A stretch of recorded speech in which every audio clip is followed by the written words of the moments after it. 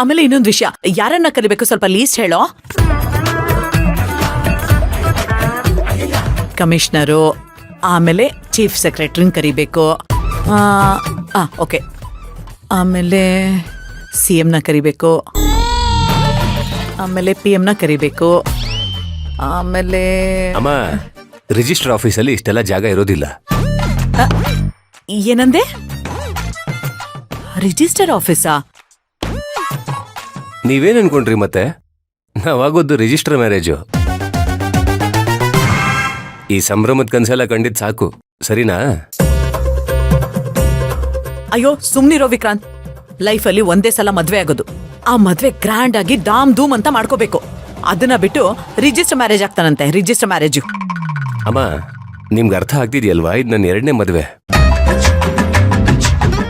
ಆದ್ರೆ ಏನು, ಮೊದಲನೇ ಮದ್ವೆ ಏನೋ ತುಂಬಾ ಗ್ರ್ಯಾಂಡ್ ಆಗ ಮಾಡ್ಕೊಂಡೆ ನೀನು. ಸಿಂಪಲ್ ಅಂತ ಆ ಮದ್ವೆನೂ ರಿಜಿಸ್ಟರ್ ಮ್ಯಾರೇಜೇ ಮಾಡ್ಕೊಂಡೆ. ನನ್ ಕೈಲಿ ₹1 ದುಡ್ಡು ಖರ್ಚು ಮಾಡಿಸ್ಲಿಲ್ಲ. ಪ್ಲೀಸ್ ಕಣೋ, ಈಗ್ಲಾದ್ರೂ ಖರ್ಚು ಮಾಡಕ್ ಬಿಡೋ. ಒಟ್ನಲ್ಲಿ ನೀವು ಖರ್ಚು ಮಾಡ್ಬೇಕು ಅಂತ ನಾನು ಮದ್ವೆ ಆಗ್ಬೇಕಾ? ಹಾಗಲ್ಲ ಕಣೋ, ನನ್ಗೂ ಆಸೆ ಇರಲ್ವಾ ನನ್ ಮಗನ್ ಮದ್ವೆ ಅದ್ದೂರಿಯಾಗಿ ದಮ್ ದುಮ್ ಅಂತ ನೋಡ್ಬೇಕು ಅಂತ. ಮದ್ವೆಗೆಲ್ಲ ಖರ್ಚು ಮಾಡೋದು ವೇಸ್ಟು. ಸಿಂಪಲ್ ಆಗಿ ರಿಜಿಸ್ಟರ್ ಮ್ಯಾರೇಜ್ ಆಗಿ ಅಷ್ಟು ದುಡ್ಡಿದ್ರೆ ಬಡವ್ರಿಗೋ ಯಾರಿಗಾದ್ರೂ ದಾನ ಮಾಡ್ಬೋದು, ಹೆಲ್ಪ್ ಆಗುತ್ತೆ. ಈಗ್ಲೂ ನೀನು ಬಡವ್ರಿಗೆ ದಾನ ಮಾಡಪ್ಪ, ನಾನೇನು ಬೇಡ ಅಂದಿಲ್ಲ. ಹಾಗಂತ ಮದ್ವೆ ಸಿಂಪಲ್ ಆಗಿ ಆಗ್ಬೇಕು ಅಂತ ಮಾತ್ರ ಅನ್ಕೋಬೇಡ. ಇದು ನನ್ನ ಆಸೆ ಕಣೋ. ಅಲ್ಲ ಅಮ್ಮ, ಚಾನ್ಸ್ ಸಿಕ್ಕಿದ್ರೆ ಸಾಕು, ಎಲ್ರಿಗೂ ಸಿಂಪ್ಲಿಸಿಟಿ ಪಾಠ ಮಾಡೋವು ನಾನು. ಈಗ ನಾನೇ ಈ ರೀತಿ ಅದ್ದೂರಿಯಾಗಿ ಮದ್ವೆ ಆದ್ರೆ ಜನ ಏನಂತಾರೆ? ನೋಡೋ ವಿಕ್ರಾಂತ್, ಅದೆಲ್ಲ ನನಗ್ ಗೊತ್ತಿಲ್ಲ. ಎಷ್ಟೋ ಜನ ನಿನ್ನ ಆಡ್ಕೊಂಡು ನಕ್ಕಿದ್ದಾರೆ.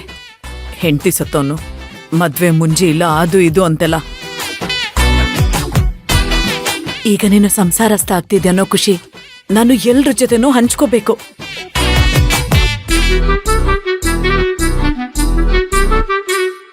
ನಮಗ್ ಯಾರ್ಯಾರು ಹೊಟ್ಟೆ ಉರ್ಸಿದಾರೋ ಅವ್ರೆಲ್ರೂ ನಾನು ಮದ್ವೆ ಕರಿಬೇಕು ಕಣೋ.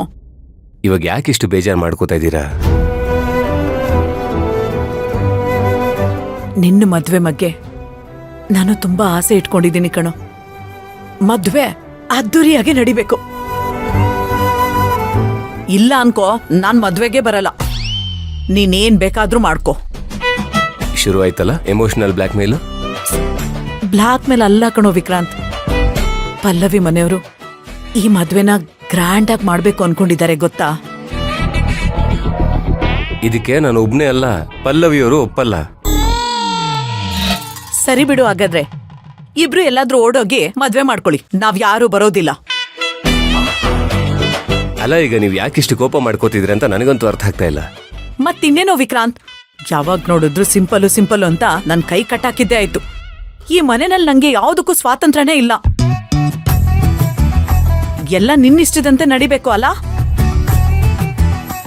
ನಿಮ್ಮಿಬ್ಬರನ್ನು ಮದ್ವೆಗೆ ಒಪ್ಸಕ್ಕೆ ನಾವೆಲ್ಲರೂ ದೊಡ್ಡ ಸರ್ಕಸ್ಸೇ ಮಾಡ್ಬೇಕಾಯ್ತು. ಈಗ ನಿಮ್ ಮದ್ವೆ ಮಾಡಕ್ಕೆ ಇನ್ನೂ ದೊಡ್ಡ ಸರ್ಕಸ್ ಮಾಡ್ಬೇಕಾ?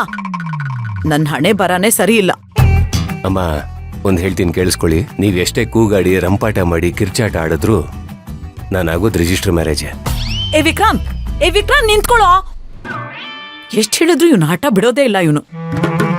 ಇವ್ನ್ ರಿಜಿಸ್ಟರ್ ಮ್ಯಾರೇಜ್ ಹಾಕಿದ್ರೆ ನಾನ್ ಕುತ್ಕೊಂಡು ಕಷ್ಟ ಪಟ್ಕೊಂಡು ಲೀಸ್ಟ್ ಯಾಕೆ ಮಾಡ್ಬೇಕು? ಇದೆಲ್ಲ ಏನಕ್ಕೆ ಬೇಕಿತ್ತು?